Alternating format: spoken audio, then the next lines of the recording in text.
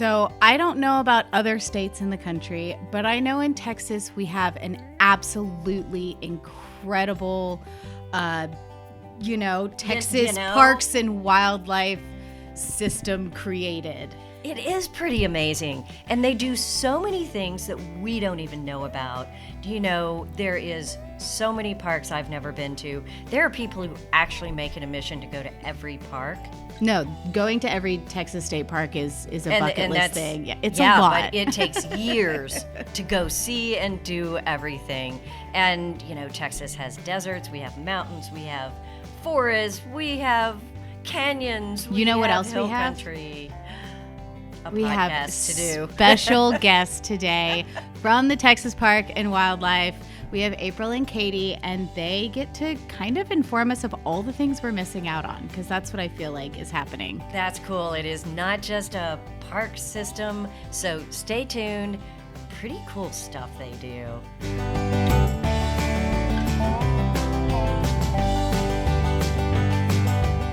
Welcome to the RV Small Talk podcast, where we talk about lightweight trailers, truck campers, people, adventures, parks. Yes, and absolutely. Programs. We're your hosts from Princess Craft RV. I'm Lindsay. And I'm PJ. And today we have with us Katie and April from Texas Parks and Wildlife. Thank you so much for taking time out of your day of conservation to chat with us.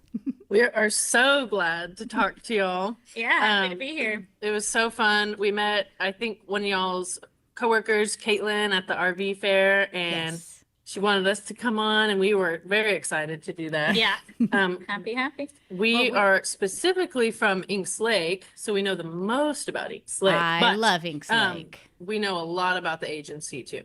Yes. Perfect. Well, that's great, because we're going to have lots of questions for you.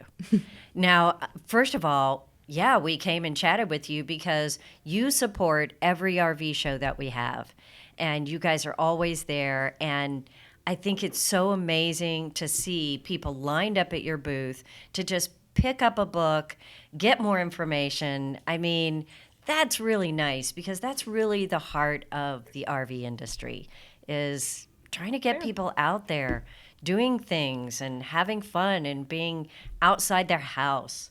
And I feel very lucky to be in Texas. It's true. I guess I never thought about it like that until you just said it. But I guess so much of what you guys do is like the heart of what we do. Exactly. Like, we just want people to go outside and explore and take the classes and do the courses and visit every single state park. But think about it. If you're fishermen, then you need a place to fish.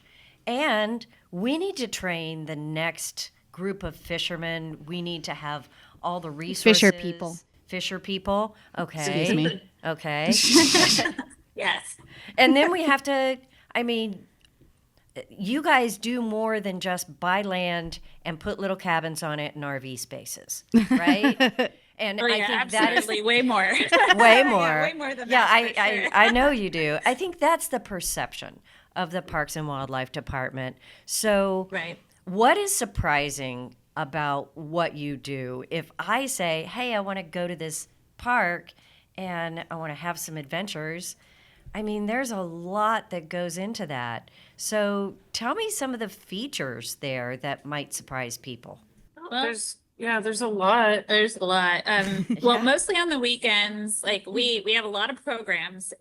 Typically Saturdays, Sundays, we'll have between like fishing lessons or fishing with a ranger. We have air rifles and a small little range for that. We also have archery. We do star parties, and we can go into these specifically here in a little bit, but I'm just kind of listing them off. Of course, we do conservation. In addition, we have ADA facilities as well as equipment that for kayaking, grit chairs for hiking, a couple of other things in addition to our staff learning sign language. So we have a lot of fields that I think a lot of people are just completely unaware of what we offer. Wow. Okay. All right. Let's back up. Let's take these one by one, because I have questions. First thing is fishing with a ranger, because I don't know anything about fishing. And my husband said, we ought to take our grandkids fishing.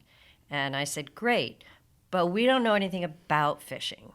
So what is fishing with a ranger? Because I totally would do that. It's a lot of fun. So we think we have either a few of those programs a month for us specifically, and there's I think a lot of the parks in our state park system have lakes, and most all of those parks are going to have a fishing with the ranger or fishing 101, something to that nature. And it's as it sounds, you've got a ranger or several. We also have volunteers that'll go out that are just really passionate about fishing and sharing their experience. So they'll have a lot of the time the gear that you need for it, some fishing poles. I don't know if we always provide bait, but something to get you going for fishing that day. But I could and buy for those bait who- probably, right? At Yeah, your store. absolutely. Which Yeah. we offer at our store, yes. Yeah, I think they bring worms for that. We have worms and some frozen bait.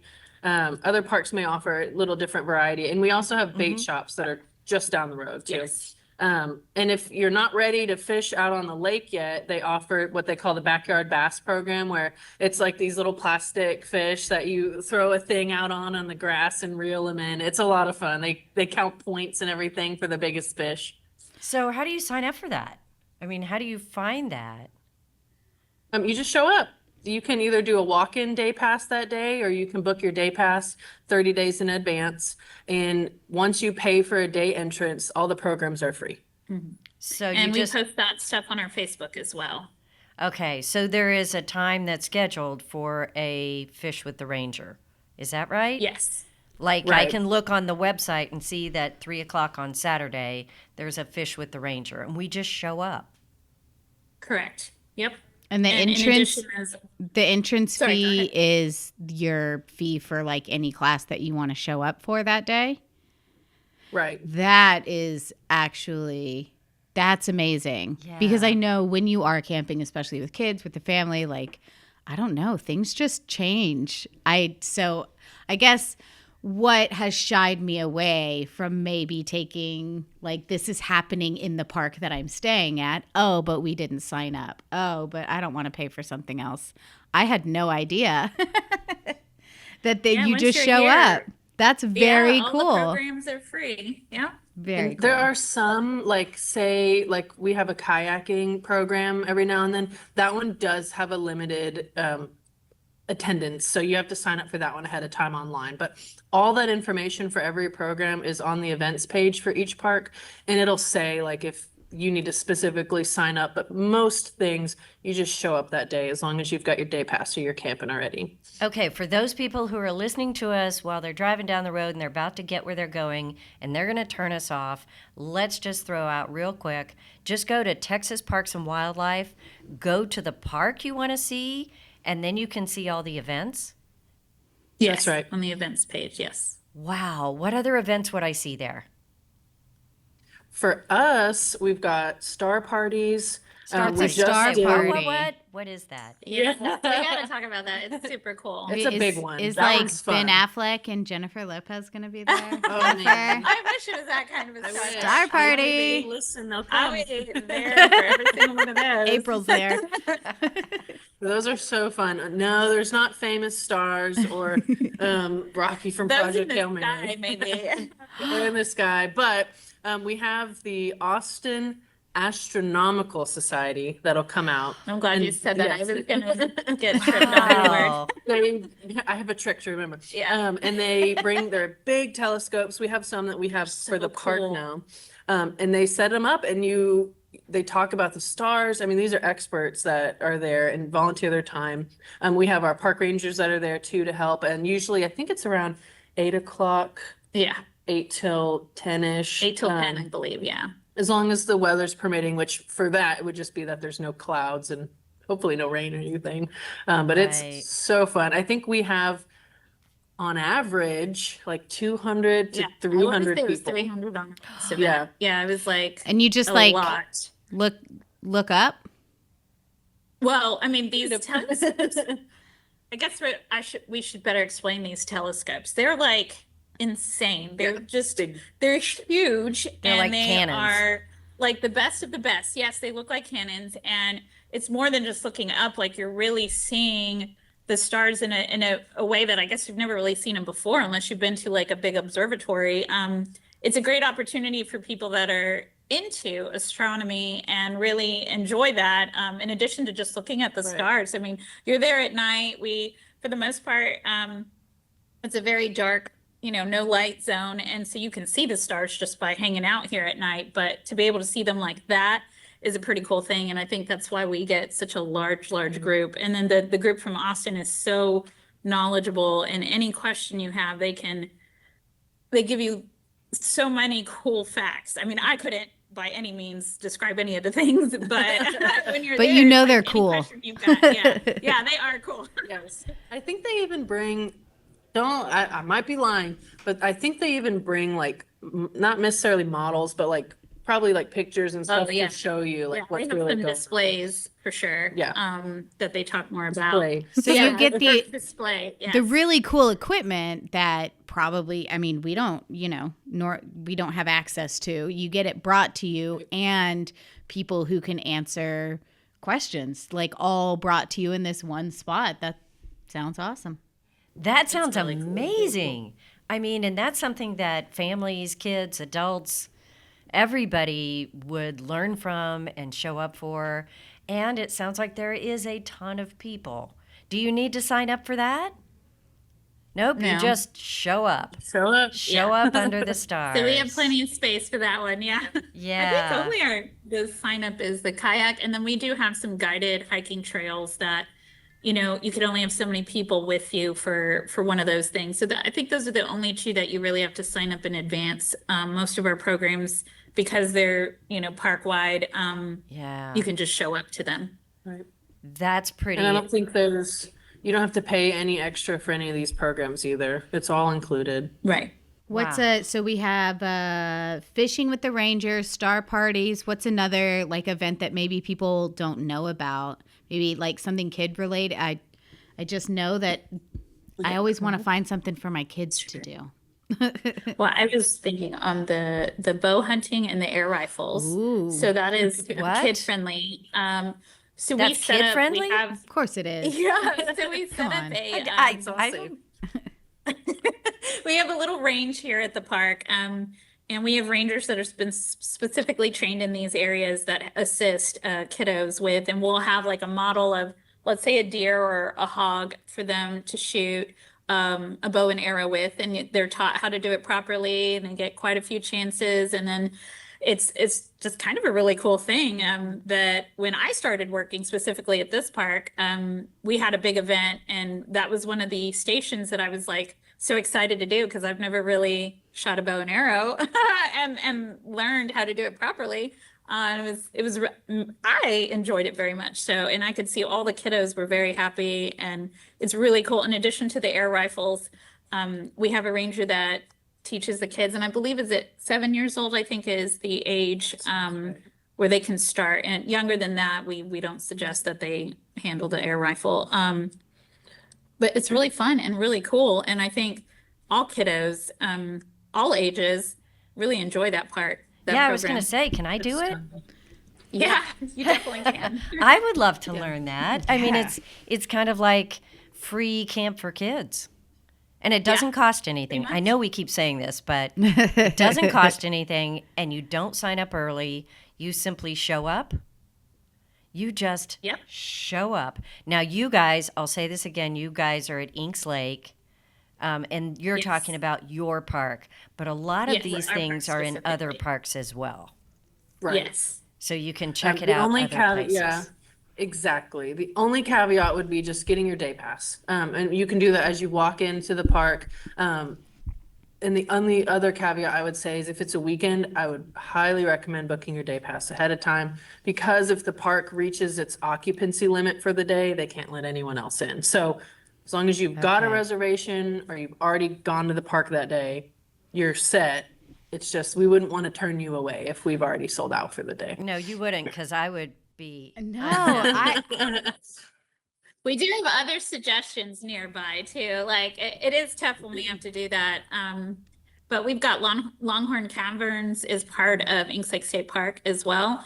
It is run by a concession, so it's not rangers that are leading the tavern tours, but the park itself belongs to state parks. And so there's hiking trails and other things you can do and picnic there if our park is full. I mean, you won't be able to do the programs we offer, but at least we can say, hey, here's another location that you can go hang out for the day and participate in, and then once people clear out, they could always come back and see if we have space for them. I love that your park Or to is come in. filling up on the weekends. Like that makes me really, I mean, it's not fun to turn people away, but the fact that enough people are coming to these events, they're still going out to parks, that actually makes me really happy, because that was one of the questions I had was like, how's attendance, So that makes me really happy. And we've been to Longhorn Caverns, and it's love amazing. The Crystal Cave. I just stand there in awe. It's really a cool It's experience if you've fabulous. never been.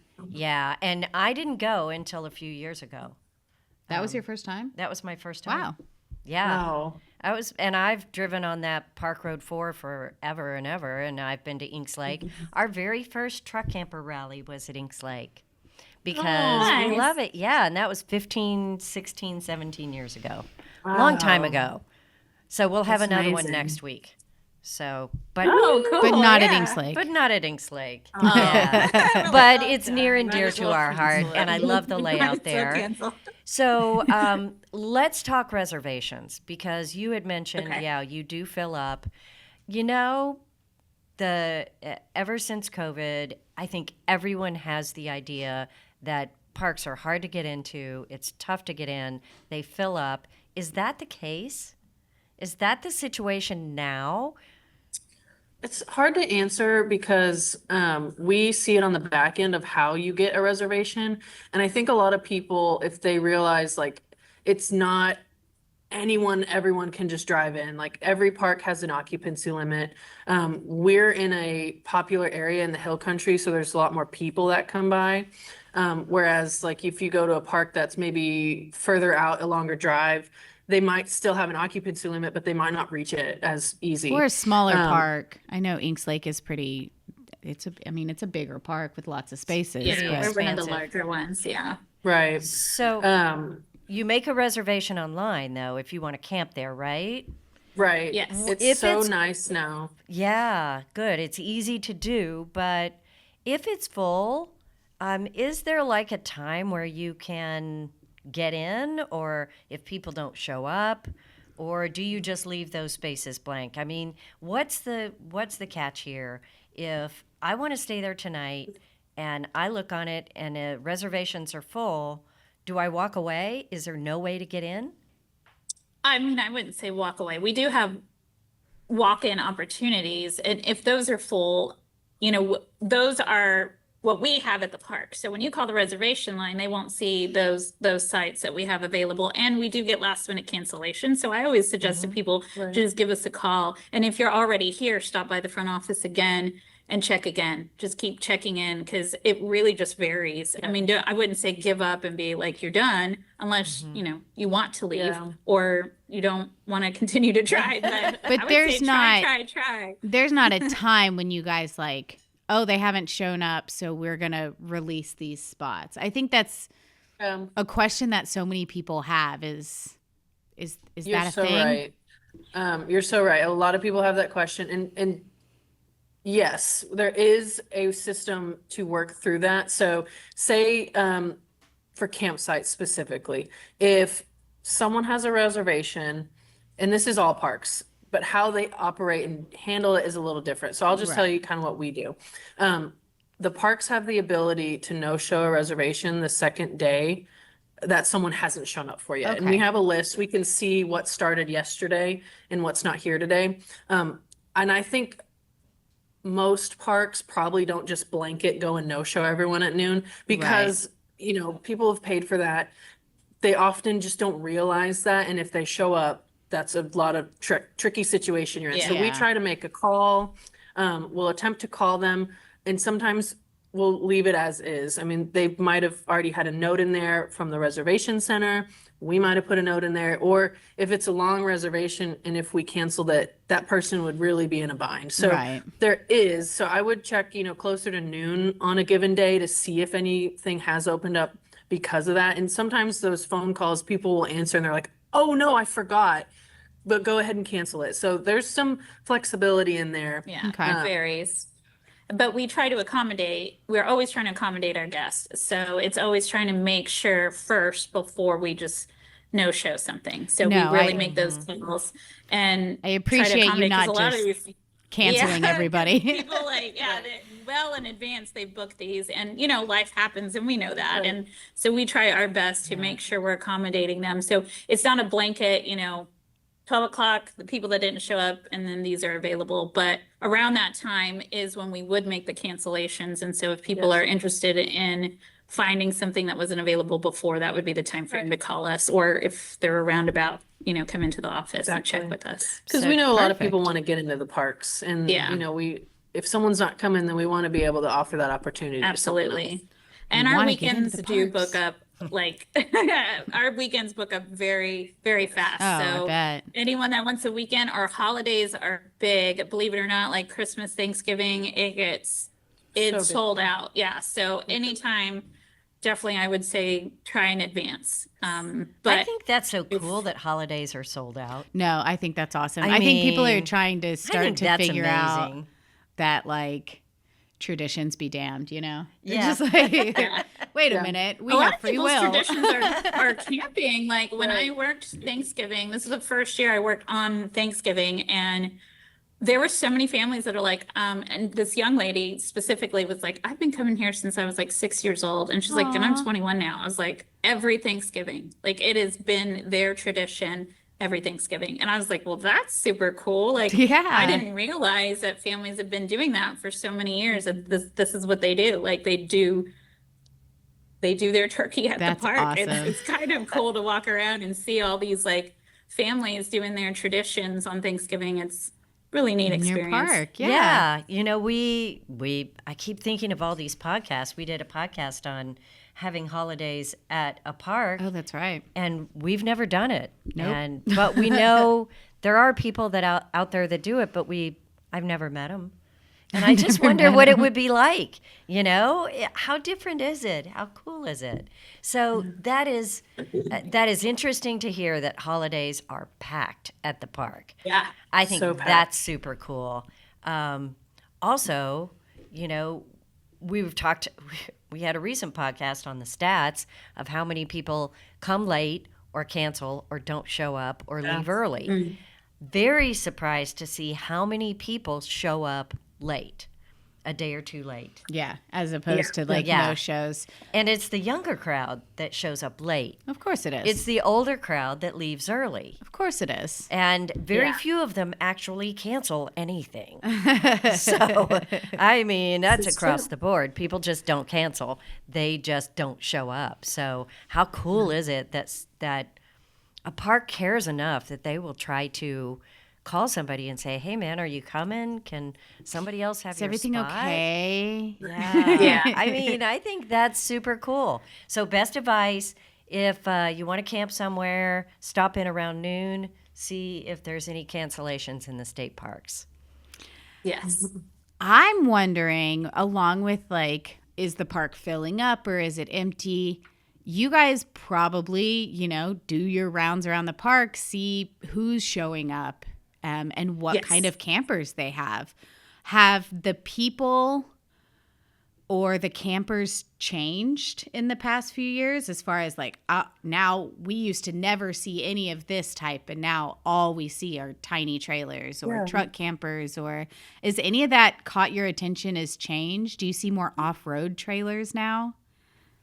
Yeah, we've seen, oh gosh, I've seen it all. Like I've seen people Quite a with variety, the bus yeah. conversions, and there's all these new smaller varieties that are really fun. Like we used to see like the casitas and the Yeah, I Ramones. was just gonna And then say we that. see just Y'all's saw one of those campers, recently too. And we see like the Oliver trailers. Like there's a lot of new ones. There was a cool one that came from Germany. This gentleman was from Yeah. Germany, and the vehicle was like an old German military, like a 5-ton that was converted into like an RV type of vehicle, and it was the coolest looking thing.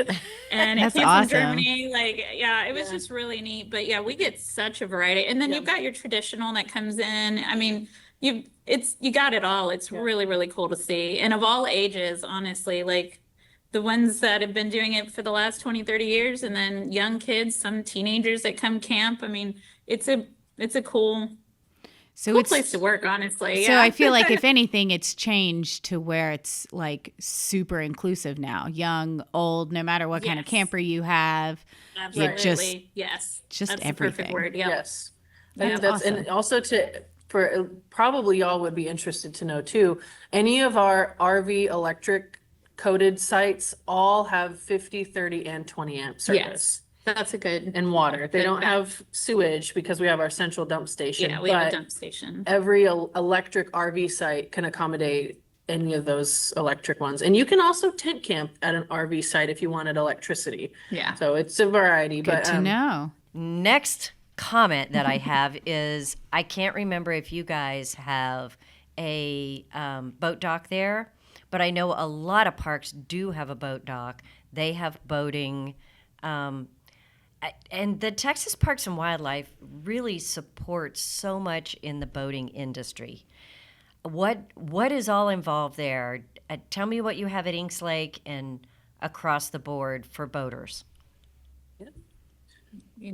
we've got one boat ramp right now and we've got a big parking lot. So I think we can fit, oh, don't quote me on the number, but it's a lot of boats. It's a And lot of boats. We've Like got 20, a really like amazing, 30? probably that or more. Yeah. Maybe not necessarily Give or at take. the boat ramp because we have several volunteers that help manage boat traffic. We So love our volunteers. It's a lifesaver. We Yes. couldn't do Yeah, we couldn't anything do what we do without our volunteers. volunteers. But They're they'll help manage the traffic that day. And if there's too many boats in an area, they have special spots that they have people directed to park so we can get as many people in.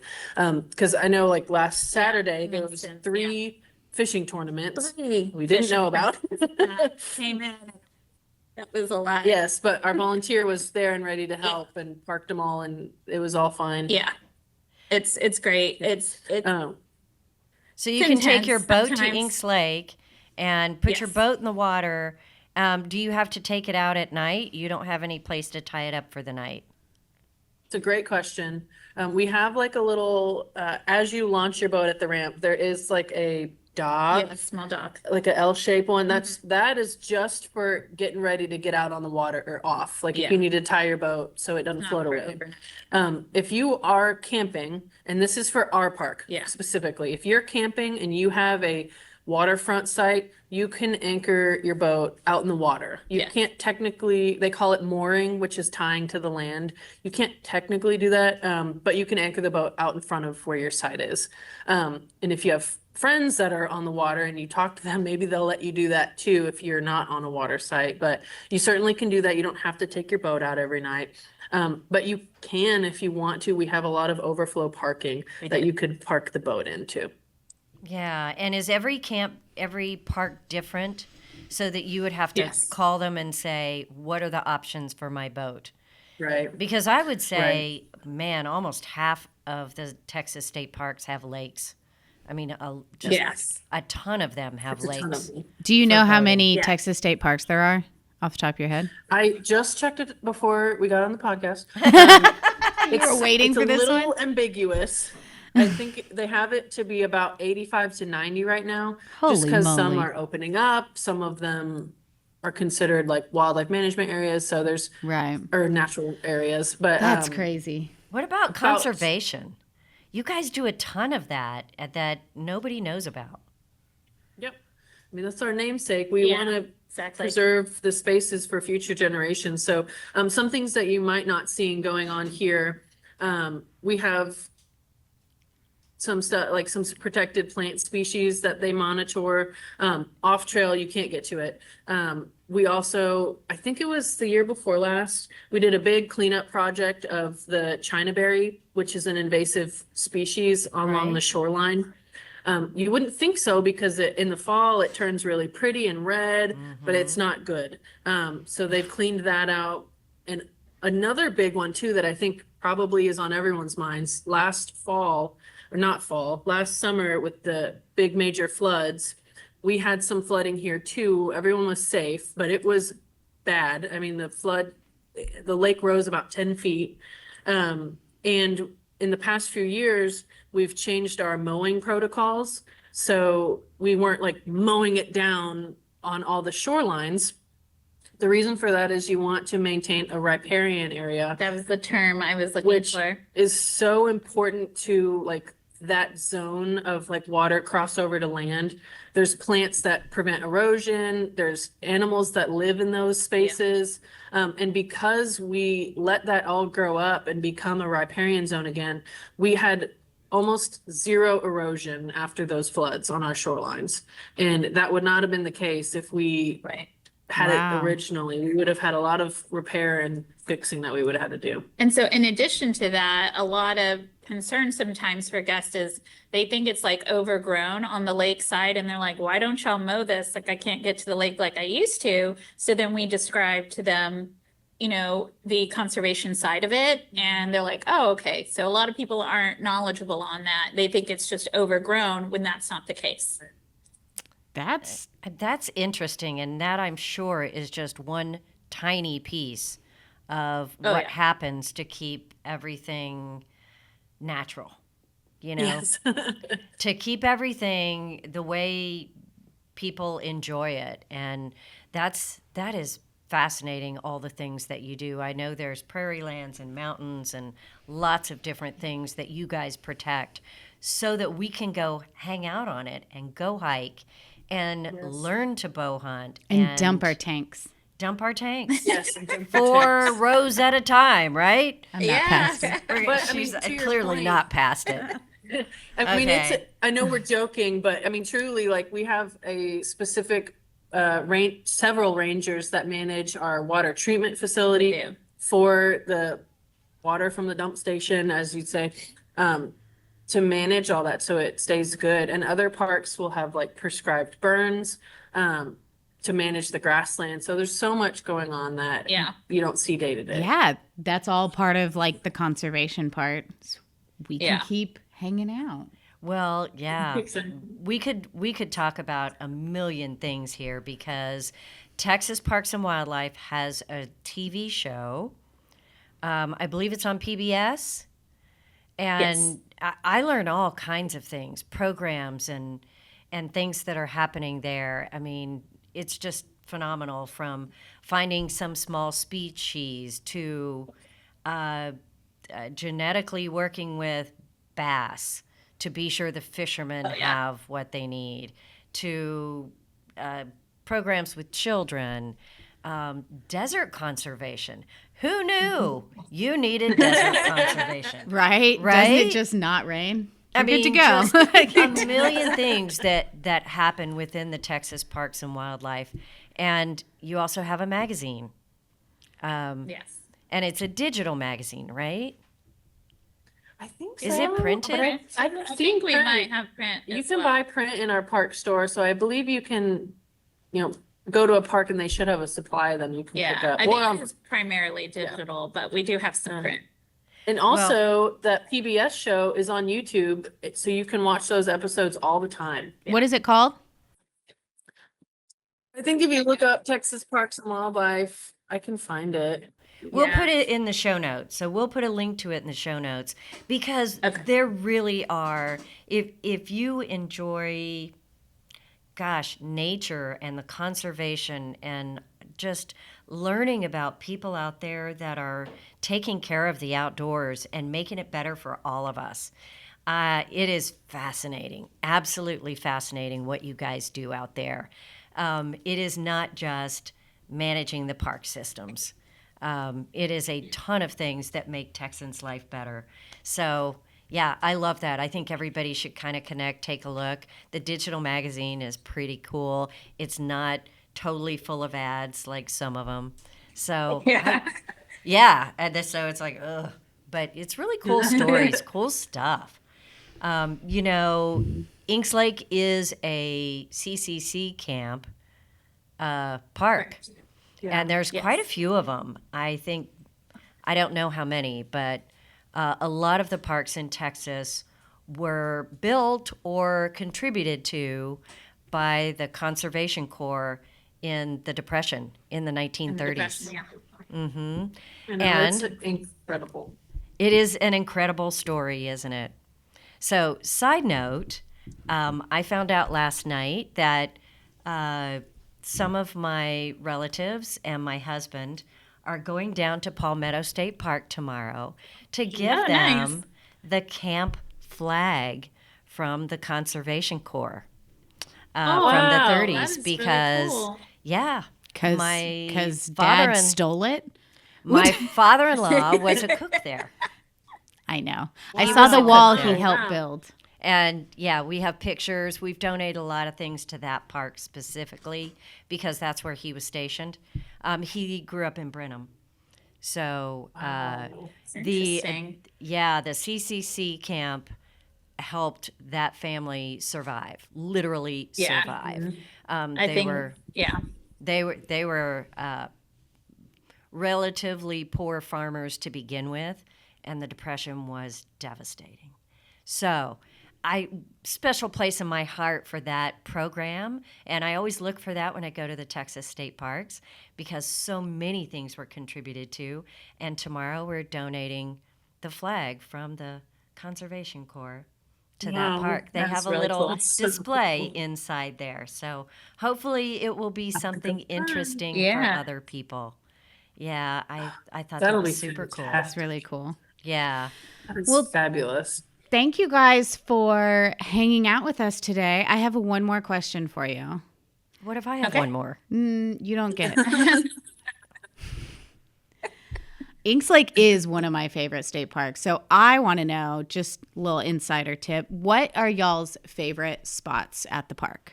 Come on. You know you got I one. would say a general answer, and then I'll be more specific. A general answer is I think any of those that you can see on the water on the map are all fantastic. Yeah. I like car camping more, but I think our water, we call them like our water only sites are really great. That's exactly what I was going to say. Yeah. That's Water what I only prefer. sites. Yes. So there's Yeah. no electricity. But they're more on the far west of the park, and it's more wooded and secluded. Okay. And so if you're on the water side and if you're a kayaker or fisherman or anything that you like to do on the water, you have less population on That's that the prime side. And so spot. it just feels, a little Yeah. more peaceful and quiet. So for me personally, that's what I prefer. But it honestly, every time people come in and during our slow seasons, like in the winter time and people want to be on the water, they have more options on a walk-in. So we'll look at a map together and we'll talk about just their preferences. I mean, everybody prefers Right. different things. Yeah. You know, some want to be really close to the bathrooms. Others need to be in the water in a high populated, some want the more peaceful. So it really depends on what you prefer. Yeah. Good to know. Yes, Do you and- have another question? No, I will leave it here, but there are so many trailers out there and campers that have off-grid capability, but they need the solar to keep their batteries charged because let's face it, folks, even the roughest camper is going to appreciate air conditioning in 110 degrees, which is Oh, yes. literally how hot it gets in the summer here, even if you have water. So there are a lot of opportunities there, but you have to have access to the sky. Is there trees there? Yes. mean- If we're talking specifically about the far west, we have a lot of trees. It's very shaded space, but then we have a lot of spaces where you get more sun. So Right. again, it would be the needs of the specific person. And if they needed more sun for solar, then we could find a spot that would give them that rather Great. than the more shadier Yeah, areas. there's opportunity. Call- There's plenty of opportunity. for Yeah, that. good variety. Call the park and talk to somebody really amazing like you guys, and you will help them figure out the best spot. Yes. And otherwise, absolutely. just charge those lithium batteries and go have fun That's on those cool camps with just water. Because lots of RVs can do that now. So, yeah, I Yeah. want to try it. I'm ready. You ready? Yep. All right. We will be calling you guys for our favorite site very soon. Awesome. Fantastic. Thanks for having us. Thank you so you much. for chatting with us. We're going to put in the show notes how to make a reservation at Inks Lake, some other stuff we talked about. And if you want to interact with us more, check us out on YouTube, Facebook, RV Small Talk, and we'll see you next time. See you next time. Thank you, guys. Bye. Bye-bye. Bye.